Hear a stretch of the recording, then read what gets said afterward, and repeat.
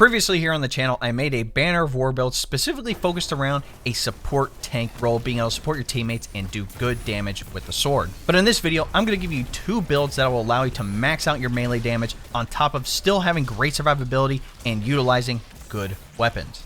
Let's not waste any time and dive right into it. So the exotic for both builds is going to be the Synthoceps. So we do have a couple ornaments here. We have the Siva one.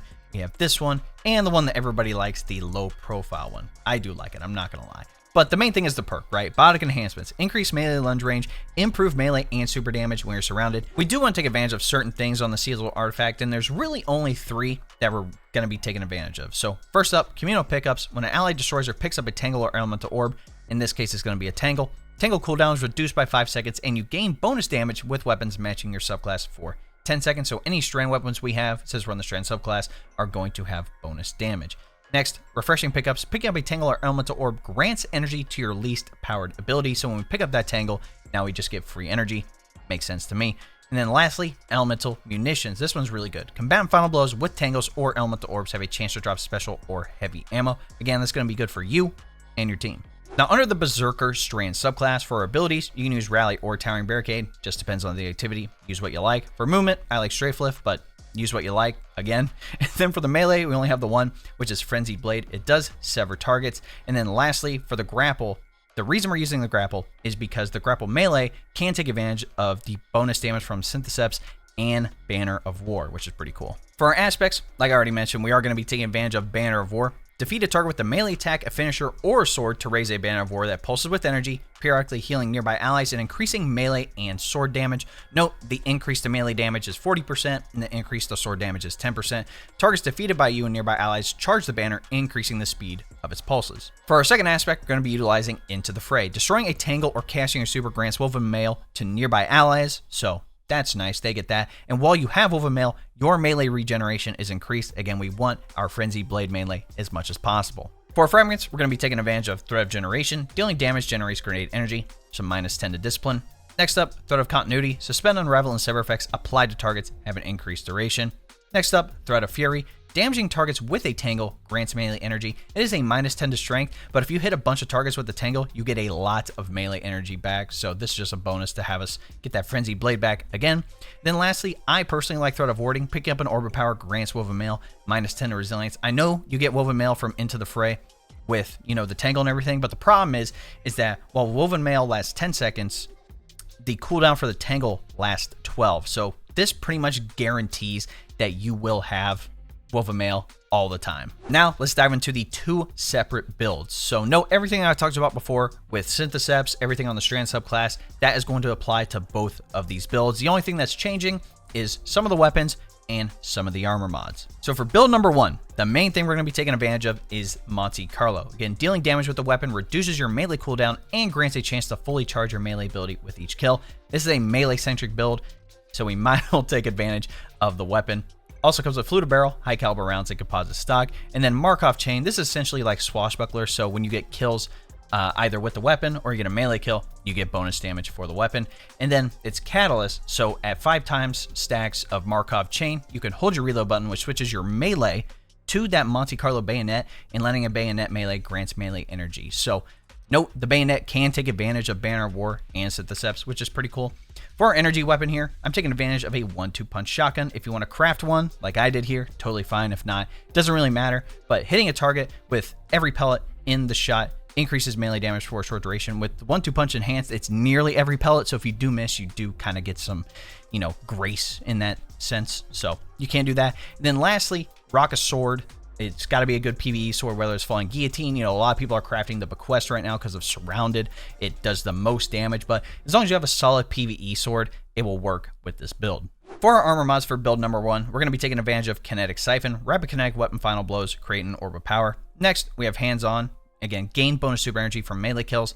And then I just have Powerful Friends on here, so when I collect an Orb of Power, cause my allies around me to gain an increase of armor charge by 1. So you don't really need this. I just didn't have enough space for anything else, but the main two are Kinetic Siphon and Hands On. Under the gauntlets, I'm going to be taking advantage of Heavy Handed. Your powered melee final blows create orbs of power, and then double impact induction, causing damage with a melee attack, reduces your grenade cooldown. You can substitute one of these for something like Focusing Strike, again, grants class ability energy when you cause damage with a melee attack, so you can get that barricade back even faster. On the chest piece, I am using Void Reserve, so I do get more ammo for that sword. Also taking advantage of Lucent Blades, increases the energy recharge rate of your equipped swords. Your equipped glaives gain more energy from dealing damage with a ranged attack. The glaive's not even the big portion here, it's the sword, so we can use the heavy attack more often. And then I like arc resistance, since it is a high season, but you can rock whatever you like in regards to resistance mods. For our boots, I am rocking double Void Weapon Surge. Again, your Void Weapons gain a small bonus to damage. When you have any armor charge, your armor charge now decays over time. You gain armor charges by collecting Orbs of Power. Minimum, you can have 3 armor charges, and with any of these blue mods, it takes that armor charge and puts a 10-second timer on it. So we basically have this Void Weapon Surge as long as we have 3 armor charges for 30 seconds. Then lastly on the boots, Invigoration. Reduces melee cooldown each time you pick up an Orb of Power. Since we are getting healing from Banner of War, I don't find recuperation absolutely necessary, but if you are in tougher activities, I would recommend switching that out. Then last on the class item, I am taking advantage of Double Bomber, reduces grenade cooldown when using your class ability, and then lastly, Time Dilation. Your decaying armor charge has a longer duration, so that 10 seconds that I mentioned gets bumped up to 15 seconds, so now with 3 armor charges, we can have 45 seconds of bonus weapon damage. Now for build number 2, we switched out Monte Carlo for Tractor Cannon. The main thing with Tractor Cannon is that when you hit a target, it makes them more vulnerable. So it adds a debuff, so you can do more damage with everything across the board. The rest of the perks don't really matter. Like the Callus, you get more reserves, you get, increased speed and handling. That's fantastic. But the main thing is to be able to add that debuff so you can do even more melee damage. Still, with the shotgun, we are rocking the 1-2 punch shotgun. And then I'm opting for a Strand Primary. If you have any Strand Primary that can come with Paracausal Affinity, basically final blows of energy weapons, matching this weapon's alignment grant increased damage for a short period of time. It's a Strand weapon on a Strand subclass. It's gaining bonus damage for free. For build number 2's armor mods, we are taking advantage of Double Hands-On and then Harmonic Siphon, which translates to Strand Siphon, so those Strand weapon final blows will create an Orb of Power. On the gauntlets here, I am rocking Heavy Handed with Impact Induction again, and then I also substituted in Focusing Strike. On the chest piece, I am rocking Solar Reserve, so I get more ammo for my 1-2 punch shotgun, but if you wanted to rock Void Reserves to get more ammo for Tractor Cannon, that's totally fine as well, and then rock whatever resistance mods that you like. For my boots here, I am still rocking Invigoration, but for harder activities, you can still substitute in Recuperation. I do like Strand Weapon Surge, so I do get that bonus damage to my Strand weapons as long as I have armor charges, and then Solar Weapon Surge for my 1-2 punch shotgun, but if you want to trade that out for Void Weapon Surge for Tractor, you can. It's not really unnecessary. If you want to do double Strand Weapon Surge, these do stack, so your Strand weapons will get more damage on top of that, so you can keep that in mind. And then lastly, for the class item, I'm rocking Double Outreach, reduces melee cooldown when using your class ability. Then lastly again, Time Dilation. Now the other reason that I talked about using Solar Reserves and Solar Weapon Surge is because you can easily substitute out Tractor Cannon for the Lament. As we know, the Charge Up Sword Lament does great damage on targets. Again, basically you charge up the sword, you gain damage with the revs attacks, and that's fantastic. The only thing that you need to change out is one of your resistance mods to Lucent Blade, so you can have that recharge, that heavy attack even faster. And then we already have Solar Weapon Surge on, Solar Reserves on, so we're automatically getting more ammo for Lament and also bonus weapon damage. If you did want to switch out Strand Weapon Surge for double Solar Weapon Surge, again, totally fine. You want to do more sword damage, I'm all for it. For stats to focus on, would highly recommend Resilience. We talk about this every video. Try to have tier 10 100 Resilience. It's going to give you a 30% damage reduction in PvE. Next up, I would focus on Intellect. Again, Intellect is tied to the super, so I definitely would look into that.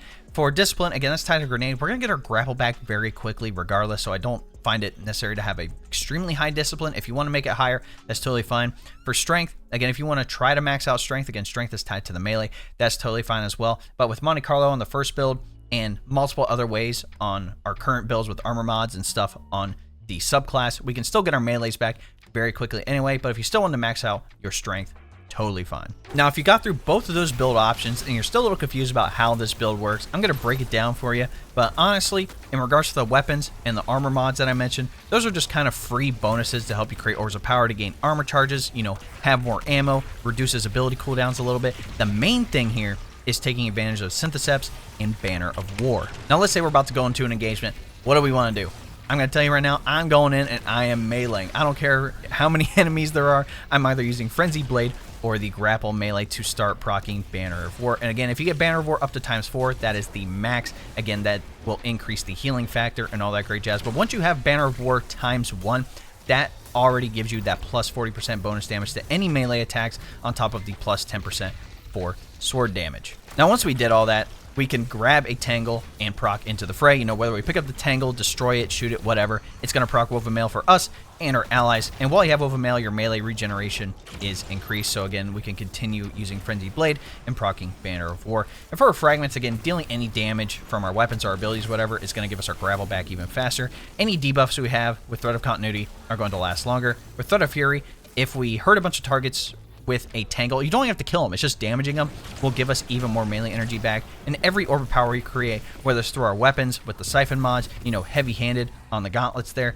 again, any orbs that our teammates do, picking up orb power is going to give us Woven Mail, so we pretty much always have that extra damage resistance on top of our tier 10 resilience. Now, whether you're rocking build number 1 or Lament for build number 2, again, whenever DPS time comes around or you need to kill a high value target, a boss, a mini boss, whatever, your sword damage is going to get increased by 10%, which is fantastic. But not only that, even with the grapple melee and the frenzied blade, if you use the 1-2 punch shotgun, you shoot the target and then use frenzied blade, you will do even more damage with that melee. I have been able to drop champions, like anti-barrier champions, before they can even put up their shield. They just get cooked instantaneously. Now note that the 1-2 punch shotgun does also work with grapple, so if you're grappling toward a target and you shoot them with the shotgun, you still have the momentum for the grapple melee. The grapple melee does take advantage of 1-2 punch, so not only are you gaining all these benefits from, you know, Synthoceps and Banner of War, the grapple melee also takes advantage of it. And then for build number 2, if you want to opt for Tractor Cannon, you know, if you really need to take down a boss, you know, do a lot of damage,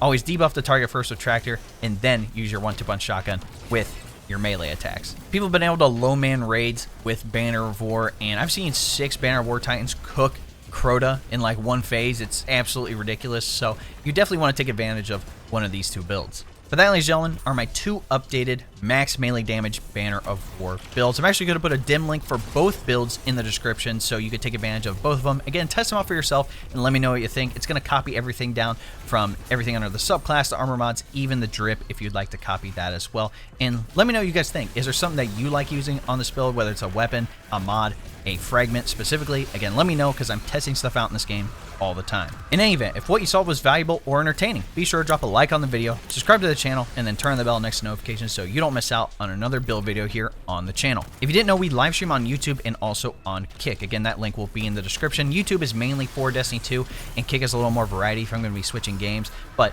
again, we are going to be playing, you know, PvE activities, PvP, dungeons, doing Crotas and helps and carries. So again, if you do want to hop in for that, just hop in the chat. We'll figure something out. And if you want to be proactive, join my Discord. That link will also be in the description. Again, we have people looking to play Destiny 2, but we are also talking about other games, PC tech, anime, and more. Lastly, if you want to support the channel even more, you can look into becoming a member. If you don't know what a membership is essentially like a Twitch subscription. Again, you're going to gain access to the exclusive emotes, the monthly badges, and other cool stuff here on the channel that happens on live streams and also in the comments, which is pretty cool. So if you'd like more information, all you need to do is press the join button next to subscribe, and that will give you a rundown with all the details you need. All right, ladies and gentlemen, it's been your boy.